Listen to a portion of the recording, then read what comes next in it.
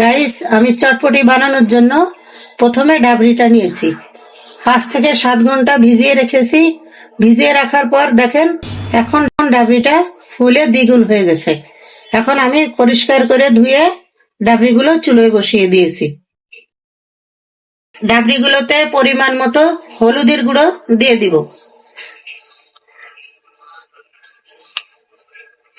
দিব পরিমাণ মতো মরিচের গুঁড়া, দিয়ে দিব পরিমাণ মতো লবণ। এবার আমি নাড়াচাড়া করে এগুলো মিশিয়ে দিব। মিশিয়ে দেওয়ার পরে আমি চুলোটা জ্বালিয়ে দিব। অপেক্ষা করব ডাবরিগুলো সিদ্ধ হওয়ার জন্য। যতক্ষণ ডাবরিগুলো সিদ্ধ না হবে ততক্ষণ আমি মাঝে মাঝে এসে নাড়াচাড়া করে দিব। তা ডাবরিগুলো হয়ে গেছে, দেখেন কিরকম হয়েছে। আমি কিছু আস্ত ডাবরি উঠে রেখে দেব চটপটির জন্য।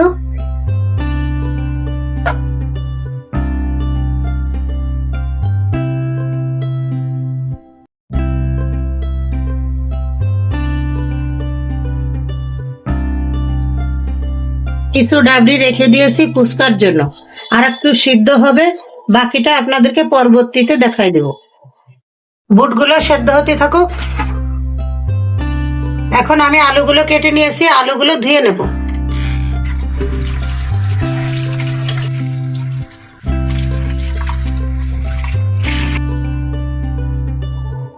আলুগুলো ধুয়ে নিয়েছি, এখন আলুগুলো আমি সিদ্ধ দিয়ে দেব। এখন আমি গ্যাসটা জ্বালিয়ে দেব। আলুগুলো সিদ্ধ হওয়া পর্যন্ত অপেক্ষা করব। এখন আমি আলুর ভিতরে ডিমগুলো দিয়ে দেবো, একসঙ্গে সিদ্ধ হয়ে যাবে। গাইস, দেখি আলুটা সেদ্ধ হয়েছে কিনা একটা চামচ দিয়ে চেক করে নিচ্ছি। হ্যাঁ, আলুটা সিদ্ধ হয়ে গেছে। এখন আমি আলুটা নামিয়ে নেব। গাইস, এখন আমি আলুটা ছিলে নেব।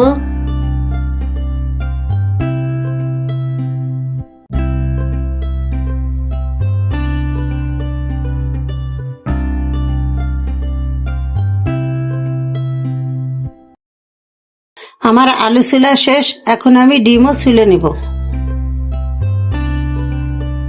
আলু ও ডিমগুলো ছুলা হয়ে গেছে, এখন আমি এগুলো এক সাইডে রেখে পরের স্টেপে চলে যাচ্ছি।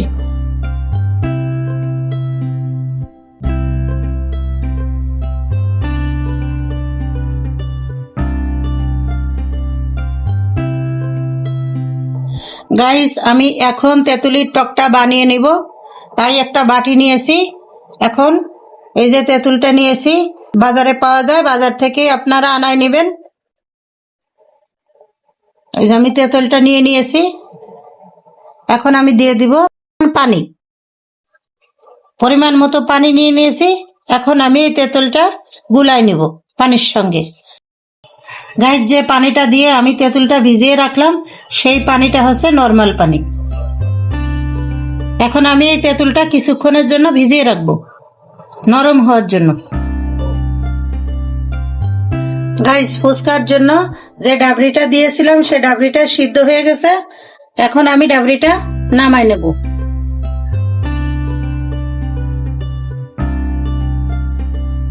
ফিরে এলাম 10 মিনিট পরে।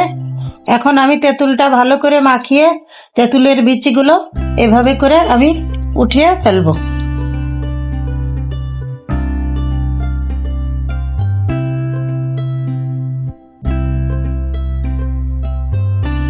আমি তেঁতুলের টকটা ভালো করে গুলিয়ে নিয়েছি, এখানে একটাও বিচি নেই।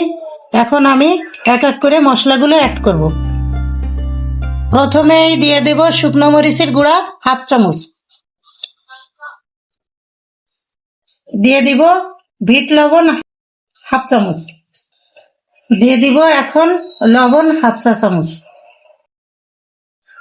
এখন দিব আমি চটপটির মশলা 1 চামচ।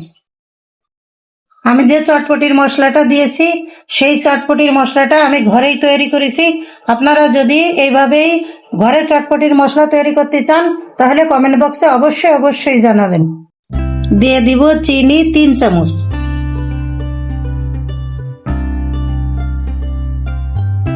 এখন আমি সব উপকরণগুলো একসঙ্গে মিক্স করে নেব।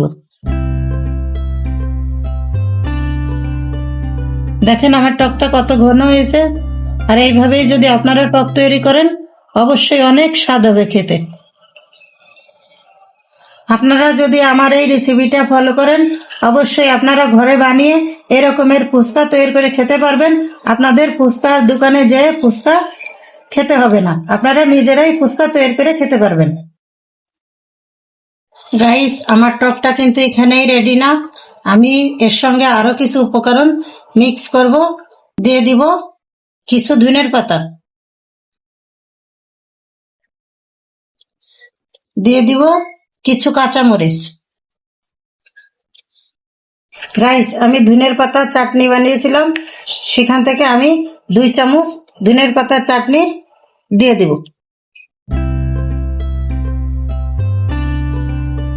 গাইস, আমি একটা লেবুর অর্ধেক নিয়েছি। এখন আমি এই লেবুর রসটা এর সাথে অ্যাড করব।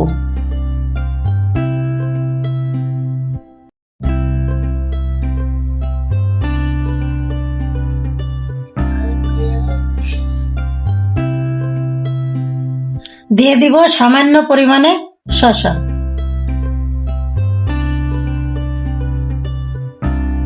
এখন আমি আবারও মিক্স করে নিব।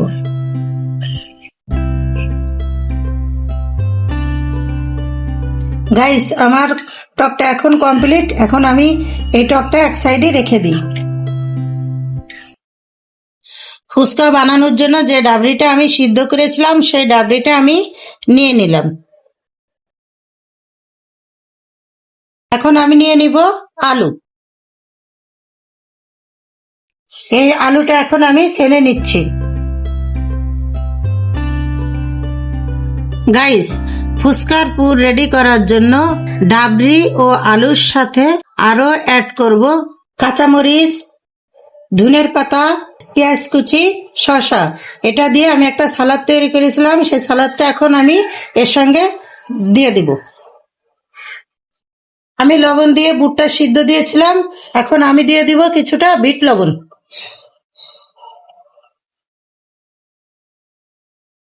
দিয়ে দিব আমার বানানো তেঁতুলির টক।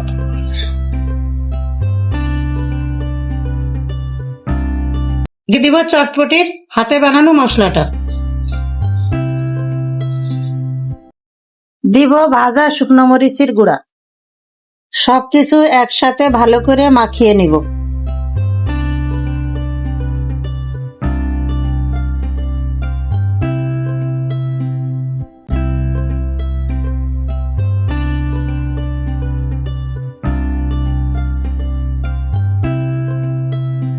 গাইস, আমার ফুচকার পুরটা রেডি।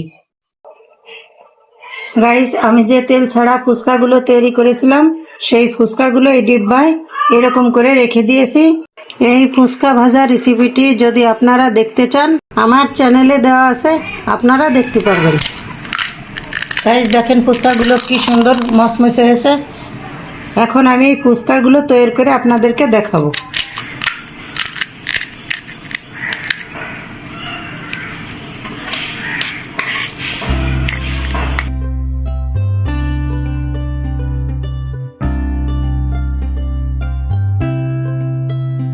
গাইস, আমি একে একে সব ফুচকাগুলো রেডি করে ফেলেছি।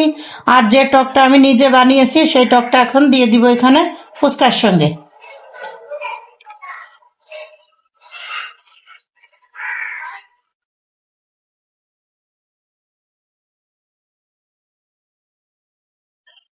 সাজানোর মেন প্রসেসে চলে যাব।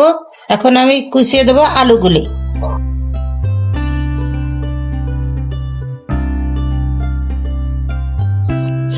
এখন আমি ডিমটা কুচিয়ে দিব।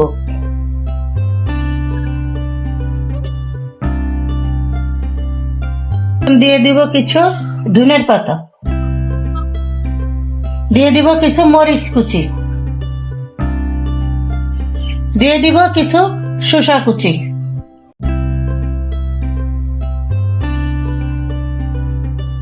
রেডি হয়ে গেল আমার পারফেক্ট ফুচকা।